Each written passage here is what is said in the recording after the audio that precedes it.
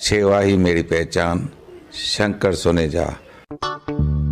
सेवा ही जिनकी पहचान, वो हैं शंकर सोनेजा। फ्री मालेगांव का काढ़ा, फ्री जोड़ों के दर्द का तेल, फ्री नसों के दर्द से छुटकारा पाने की पीने की दवा।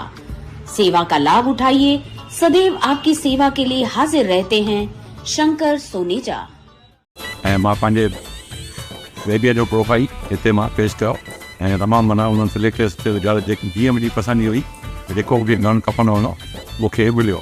मां ॾाढो हिन रिश्तो.com मां मां जाम ख़ुशि आहियां। मूंखे काई बि कंहिं बि ॻाल्हि जी काउंसलिंग घुरे। रिश्तो.com सिंधियुनि जो सिंधियुनि सां ऑनलाइन सिंधी मैट्रिमोनी। नमस्कार, मैं राजेश दलवानी, आप देख रहे हैं उल्लास लाइन बुलेटिन।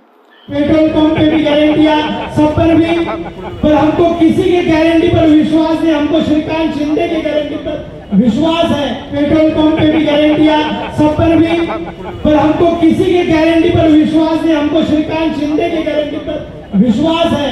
इसके लिए मैं आदरणीय खासदार श्रीकांत शिंदे जी संबोधित करें। कमलेश निकम के इसी गारंटी वाले बयान को लेकर अब उल्लासनगर शहर की राजनीति गर्मा गई है, जहां कमलेश निकम के बयान को लेकर बीजेपी शहर अध्यक्ष प्रदीप रामचंदानी ने तो टीओ के प्रवक्ता कमलेश निकम के साथ साथ कालानी खेमे पड़ी जोरदार हमला बोला है।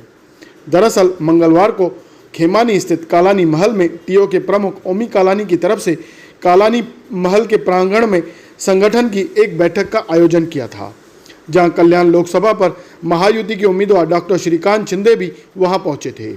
आपको यह भी बता दें कि टीओ के प्रमुख ओमी कालानी ने पहले से ही बिना शर्त अपना समर्थन श्रीकांत शिंदे को देने का आह्वान कर चुके हैं। कल के कालानी महल में हुई बैठक के दौरान ही कमलेश निकम ने यह बयान दिया।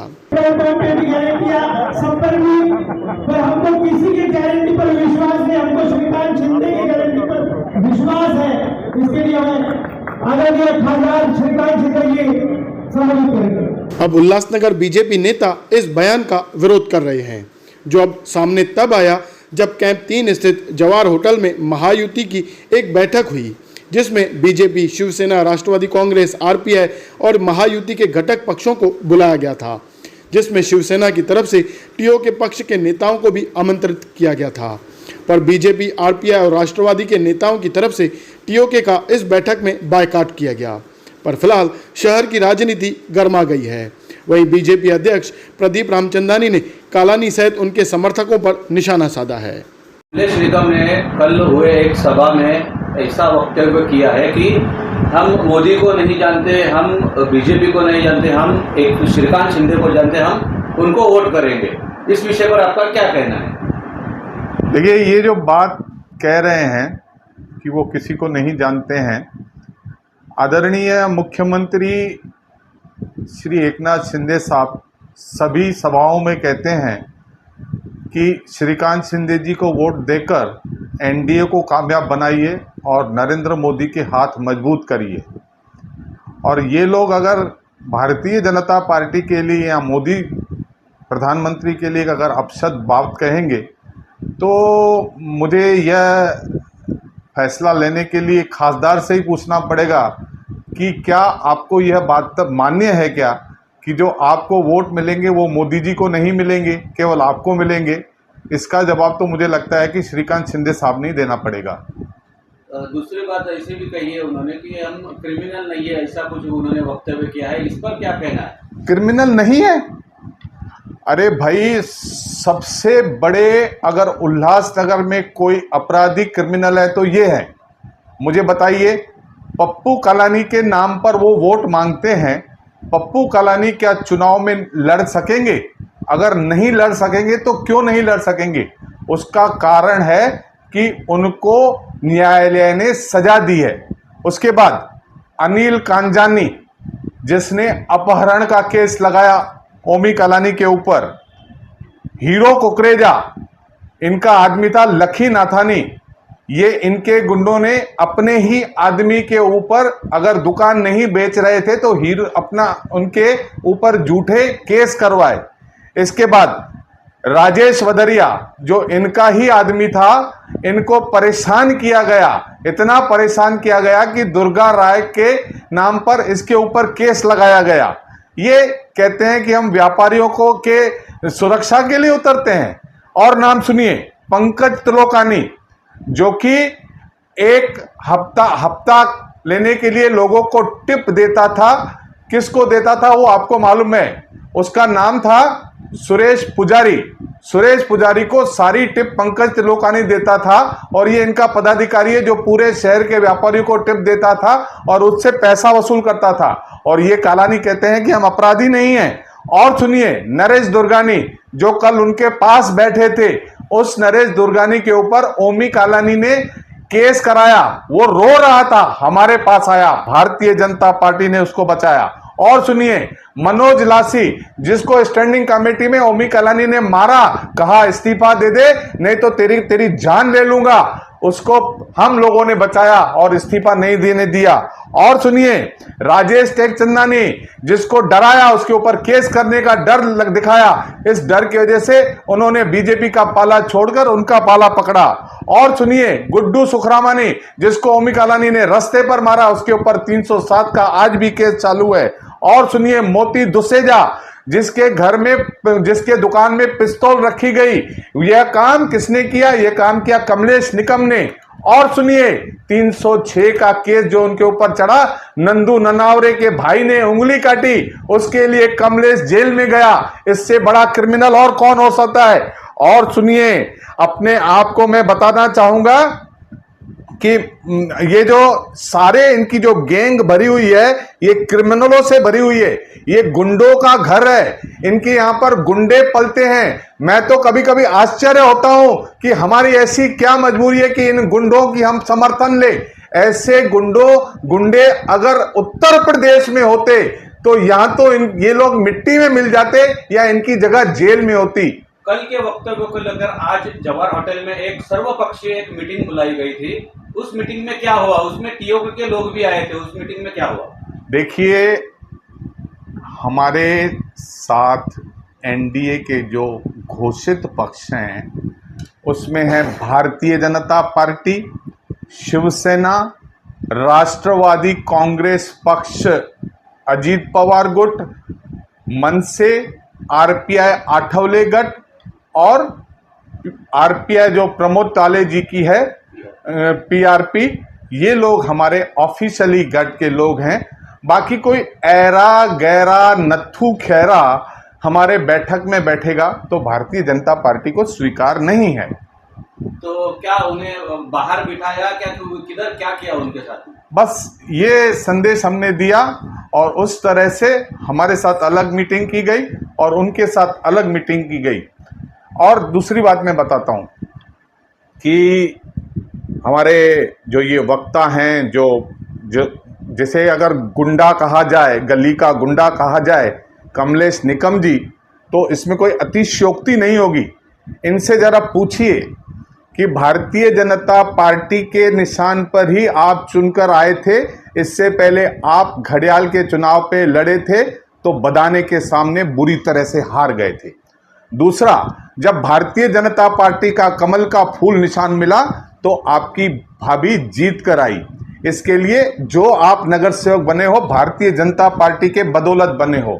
और आप कहते हो कि हम लोगों ने 43,000 वोट लिए थे, उसके बावजूद भी भारतीय जनता पार्टी का कुमार आइलानी 2,000 वोटों से जीता। जिस घड़ियाल के निशान पे आपने 43,000 वोट लिए थे ना, वो घड़ियाल अजीत पवार के पास है, अजीत पवार हमारे पास है। और रही बात जो शरद पवार का गुट जो बचा है राष्ट्रवादी का, वह वहां भी आप नहीं है। केवल आप टीओके के छोटे गुंडों के समूह की पार्टी है जिसकी ताकत 2 से 3,000 वोटों से ज्यादा नहीं है। लेकिन ठीक है, हमारे खासदार को ऐसा लगता है कि 2-3 हजार वोट भी चाहिए तो लेना चाहिए। हम भी बड़े सकारात्मक रूप से यह चाहते थे कि ये हमारे साथ रहें, लेकिन जब वो हमारे शीर्ष नेतृत्व पर निशाना लगाने लगे, मोदी जी के ऊपर और एनडीए के ऊपर निशाना लगाने लगे, तो हमने सोचा कि ऐसे ऐरे गहरे नत्थू खेरे पक्षों की हमें कोई आवश्यकता नहीं है। अगर वो किसी तरह का, मेरे हिसाब से अगर वो दे रहे हैं समर्थन, तो केवल इसीलिए दे रहे हैं क्योंकि अगर वह श्रीकांत शिंदे को समर्थन नहीं देंगे तो वह जेल में चले जाएंगे। जेल के डर से यह समर्थन दे रहे हैं। यह दोस्ती निभाने के लायक कालानी परिवार बिल्कुल नहीं है। क्योंकि आपको याद होगा कालानी परिवार का सबसे अच्छा दोस्त हमारा मंत्री रविंद्र चौहान करता था। उन्होंने किस तरह से चौहान साहब के साथ गद्दारी की और आज भी इनके नगर सेवकों के ऊपर जो डिस्क्वालिफिकेशन की तलवार लटकी हुई है। ये कहते हैं हमारे पास 23 नगर सेवक हैं। मैं बताता हूं, कहता हूं कि 9 के भी नाम दे दें, केवल इनके पास 9 नगर सेवक हैं, वो भी वही नगर सेवक हैं जो डिस्क्वालीफाई होने वाले हैं। हमारे पास कई बार आते हैं कि हमें भारतीय जनता पार्टी में एंट्री दो, लेकिन हम ऐसे लोगों को एंट्री नहीं देते हैं। इसके लिए ये झूठे जो शहर को दिखाकर जिस तरह से उन्होंने सत्यानाश किया है शहर का, इस तरह की भाषा बोलना बंद कर दें और अपनी गुंडागर्दी छोड़ें, ऐसी मैं सलाह दूंगा। कल के मीटिंग में श्रीकांत शिंदे जी ने एकदम शायराना अंदाज से टीम उम्मीदवार को बताया कि हम दोस्ती निभाने वाले लोग हैं। इस पर आपका क्या कहना है? देखिए, राजनीतिक मजबूरियां हैं। आज श्रीकांत जी को उनकी ज़रूरत है, उनको श्रीकांत जी की ज़रूरत है। राजनीतिक मजबूरियों में दिए गए बयानों का बहुत गहरा असर नहीं होता है। मुझे ये पता है कि जितने भी लोग हैं, इनके जितने भी हैं, ये इनके पास यह जो है दादागिरी से राज करते हैं। इनके जितने अपने लोग हैं, इनके ऊपर वो सबसे पहले केस करवाते हैं, जिसके नाम दिए लखी नाथानी, राजेश वद्रिया, राजू जग्यासी, नरेश दुर्गानी, नंदू ननावरे, मनोज लासी, राजेश टोकचंदानी, ये सारे जितने भी हैं, ये इनके खुद के लोग थे जो हमारे पास आए, तो इनके ऊपर ये झूठे केस भराते हैं। ये किसी व्यापारी की सुरक्षा नहीं करते, ये केवल राजनीति में व्यापार करते हैं, लेन देन का सौदा करते हैं। आज भी बड़ा हवा खड़ा करके श्रीकांत शिंदे जी से सौदेबाजी करने का ये कार्यक्रम कर रहे हैं। इसमें अगर कोई बोला गया तो इसमें कोई अतिशयोक्ति नहीं होगी। इसीलिए हमारे खासदार जरा इनसे सावधान रहेंगे तो अच्छा रहेगा। देखिए, गारंटी पे विश्वास है और हमारा समर्थन उनको ही रहेगा। देखिए, ये जो स्टेटमेंट है पूरी नींव हिला देने वाली स्टेटमेंट है। मुझे लगता है कि ऐसी स्टेटमेंट अगर खासदार के सामने, श्रीकांत शिंदे के सामने बोली गई है और श्रीकांत शिंदे जी का ध्यान नहीं गया है, तो ये बहुत अफसोस की बात है। श्रीकांत शिंदे जी समर्थन देने के लिए कहीं भी जाए, किसी बैठक में जाए, जिसका समर्थन मिले उनका लेना चाहिए।